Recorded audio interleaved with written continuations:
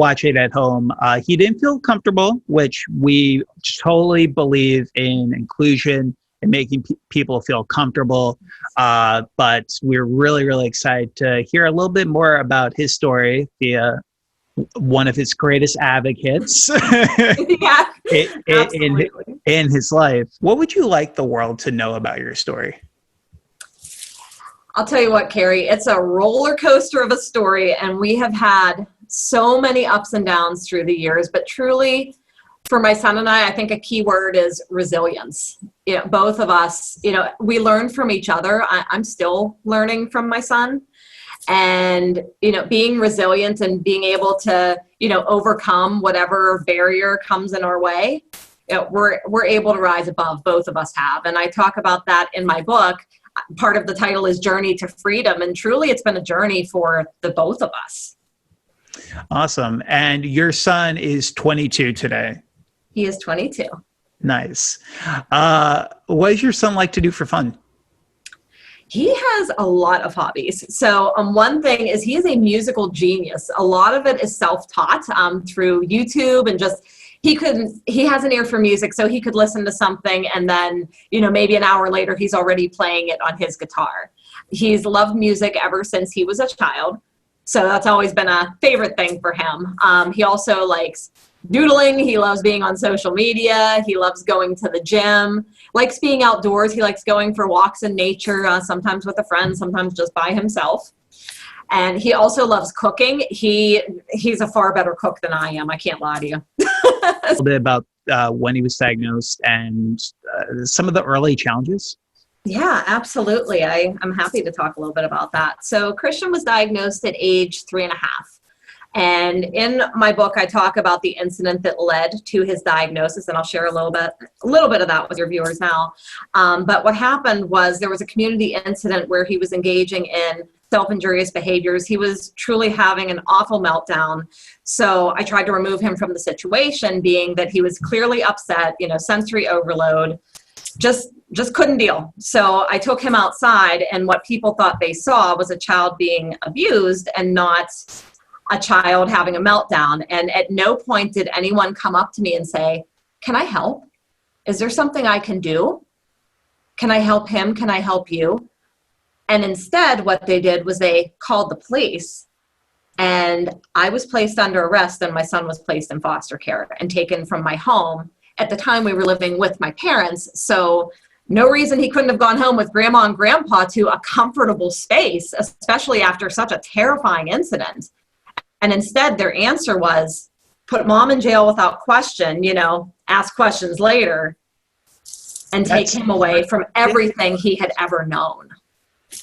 How did that make you feel at the time? Oh gosh, Kerry, terrified. I was absolutely terrified. And in those moments, I didn't know if I was ever going to see my son again. I didn't know what to expect.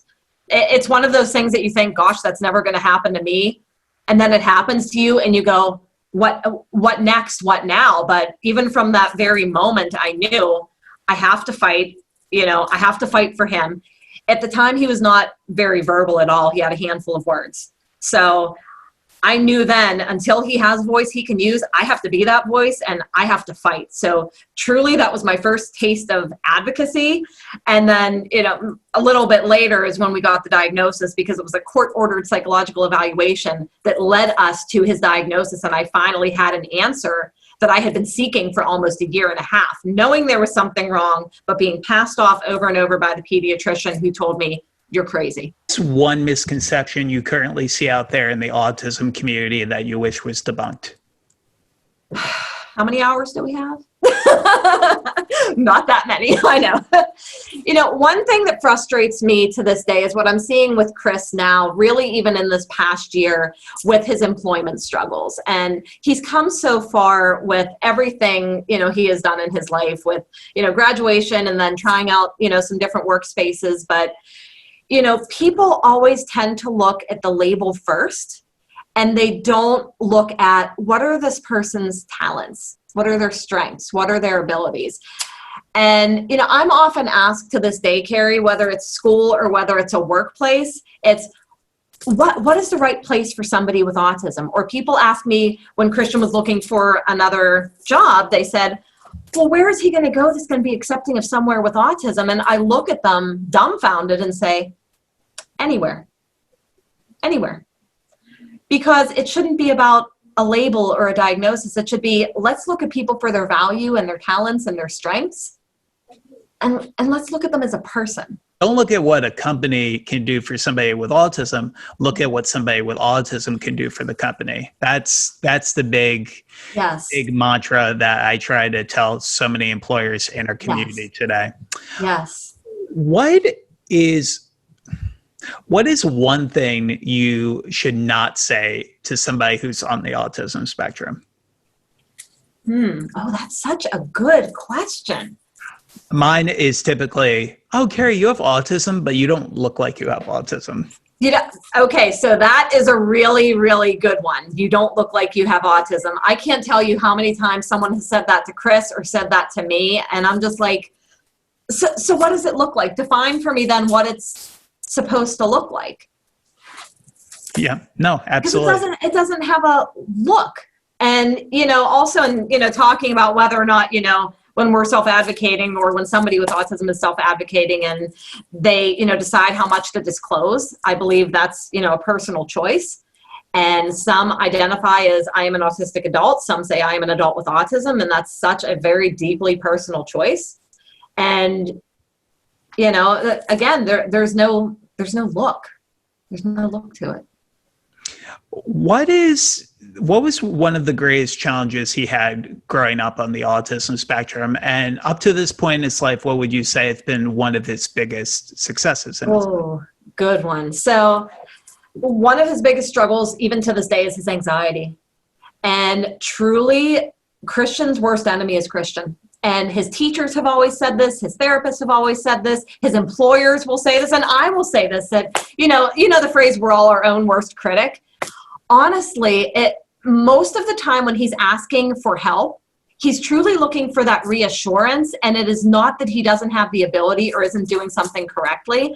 It's that he is so anxious that he's going to get it wrong and he's waiting for the shoe to drop. And he knows what he's doing. He just doesn't believe he knows what he's doing.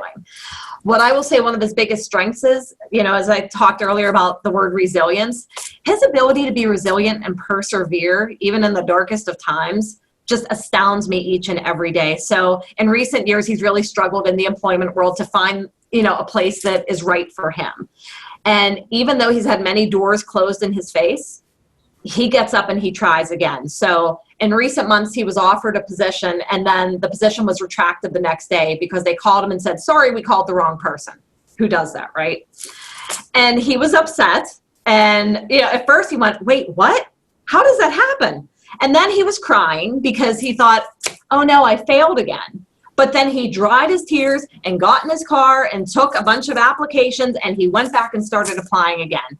That is resilience. And I have to tell you, if it were me, I probably would have been sitting in my bedroom with a pint of ice cream and a spoon, just drowning my sorrows and watching Netflix, I was about to say, I would be Netflix binging with a bunch of double stuffed Oreos, not having anyone to talk to me, like turned off my phone, go hermit mode. Is there anything else you would like the world out there to know about your family story? Wow. Again, I could be here for such a long time it's talking about it. It's sometimes a broad question. Yeah. Again, just the resilience and truly the hope. We have been through so much as a family with the incident that led to Christian's diagnosis and, other things that my family has been through that I've talked about in Prison No More. And, even in other books that I have been a part of as a collaborator, I want people to hear a message of hope. So yes, it's a lot of years of investment with therapy and school and, all of the things that we do. But, our family is truly, we provide a message of hope. We've been through so much, but we continue to overcome and we do it together. Everyone, Kerry Magro here from a special community. I can't thank you enough for watching this video, and if you like this video, please click on some more videos around our YouTube page. We are just trying to give a voice to countless people in our neurodiverse community, so please, if you can, subscribe to our video page, and then you'll also get to see a little bit more about my story from nonverbal autism to today being a professional speaker. Thanks so much, y'all.